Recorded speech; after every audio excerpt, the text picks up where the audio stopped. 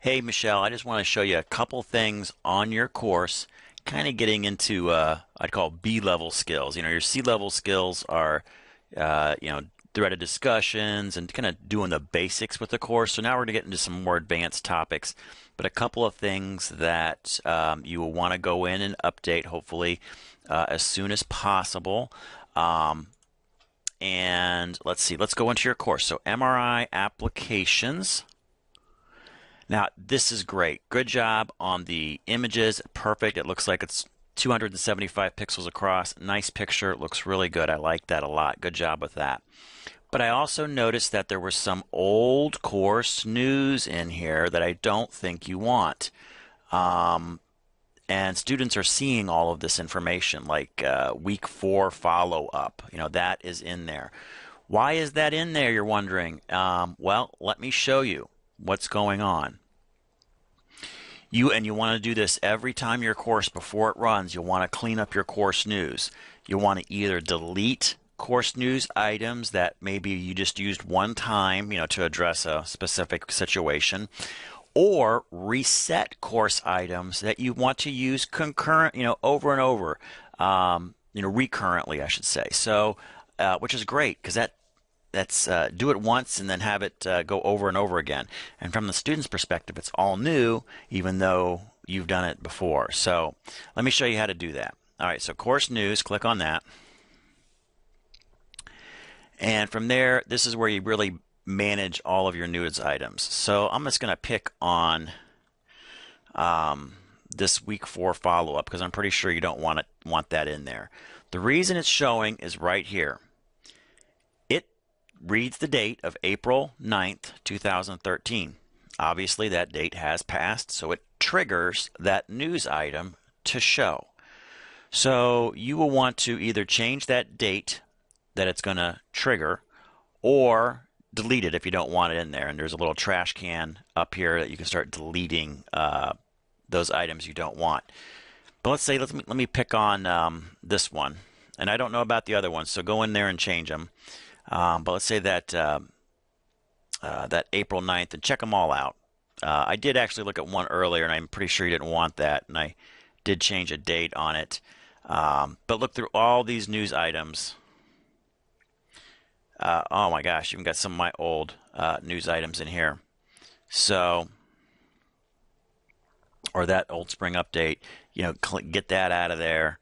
All this stuff can I'm sure be made to go away. All right, so, all right, but how do you do that? How do you edit one of these news items? Let's go back to this week 4 follow-up. I'm going to click on that. Again, I could have deleted it, but let's assume that you didn't want to delete it. And, of course, now I can edit anything I want in here in the kind of a normal editor, including the start date. So, and again, you may want to delete this. I don't know, but I'm just going to set a date here just to get it off the page for now. And you can decide what you want to do with the thing. I'll just set it to March or April 9th was the original. I'll keep it to April 9th, 2014. So now it's going to be 2014. I'll hit update. Take a second. All right. Go back to my course home. And lo and behold, that follow-up is now gone. So you can get rid of that. It's gone. So go in there, clean up your course news, delete the ones you want to delete, and set the timing correctly on the ones that you want to trigger at the correct time. Okay, that was one. The next thing is going back to content and your course overview, which you just need to do some minor updating, and I want to show you how to do that in case you don't know how to update the course overview page. This is a very unique page within D2L. It's like none other because you look on here and there's no button that says, edit or anything like that. It's very tricky. We had a bunch of training sessions when D2L went through the upgrade, and it not easy to find. You have to someone has to show you how to do this. So And Sarah may have shown you, 2 years ago, but who remembers how that stuff goes? So basically, you just want to go in there, change your phone number, whatever you want to do with that. And if there's anything else you ever want to tweak in the future, that you can do it. One of the things you may want to remind your students, and I know it's on one of their pages when they first sign on to D2L, but you have to read all the way through it, is when they're using Google Chrome, which I believe now is the #1 browser in the world, your videos don't show. So just always give them a reminder that there will be a little shield icon that will appear right here, which I've already clicked before making this video today.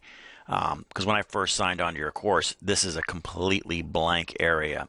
Someone doesn't know how to do that. So you may just want to put maybe in the course news a little blurb, when maybe later on in the week. Hey, for anybody using Google Chrome, if you don't, if you see a blank space where a video should be, make sure you look in your browser bar and look for a small shield icon that will appear on the very far right-hand side. Click that icon and then select allow unsafe scripts. And of course, you can trust everything from Mercy College. It's safe. But it says allow unsafe scripts. And then lo and behold, boop, your video will show up magically. So something unique with Chrome. All right, so let's say, all right, enough of that little story. Now, how to edit this beast. Here's what you have to do. Again, it's very unique. No other page is like this one. You have to go to Edit Course, Manage Files. Again, if I'm going quick, you can always replay the video. Look for something called Course Overview and Syllabus, and it's right there. Click that. Here's where you'll find your syllabus that either you or Sarah or the new girl or Terry or someone stuck it there, which is good. And but then you got this Course Overview HTML. Get the drop-down box going and click Edit File. From here, you get this box, which is horrendous, but you got to open it up. So I'm dragging and opening, and you have a box within a box. Okay, so here's the box that I'm actually going to edit. This is what makes it difficult, because then I got a box within a box. So I got to scroll down, and then I got to do a double scroll over here, and then scroll down again. So it's a little inconvenient, but thank God you only have to do this thing once, and then you kind of leave it alone. And very rarely does it. It only needs minor tweaks when you have to roll classes out. But what you'll want to do is update your phone number to whatever you want to do there, because I saw that was the 000s. That the girls over in Distance Ed, they're not doing this stuff. Actually, they will leave all this stuff blank pretty much when a course runs. So you want to check in there and look at it. I mean, minor, I'm probably not going to mess with it, but I just noticed the font size was a little bit different on your description, but I'm not going to mess with that right now. Everything else looks really great. I love welcome videos, so good job doing that. So that's it. And maybe you want to add some other stuff in here. I don't know. Like I have on mine, I've got keys to being successful in this course. You may go over that in the video. Again, I don't know, but you can put kind of whatever overview that you want to do in this area. And then, of course, you click Save. Make sure you do that. And then all your changes will magically populate. And you can always check it by doing something you may want to get in the habit of is going here and then changing your view to student view. Change role. And you can see it how they see it. It's pretty close to the way you see it, but it's always a good idea to pop in there. So there's the video. Okay, popped in there. Looks great. Okay, super. All right. And that was pretty much it. The course news and course overview. Let me just check out your major course project page, how that looks. Okay, so you got one term paper.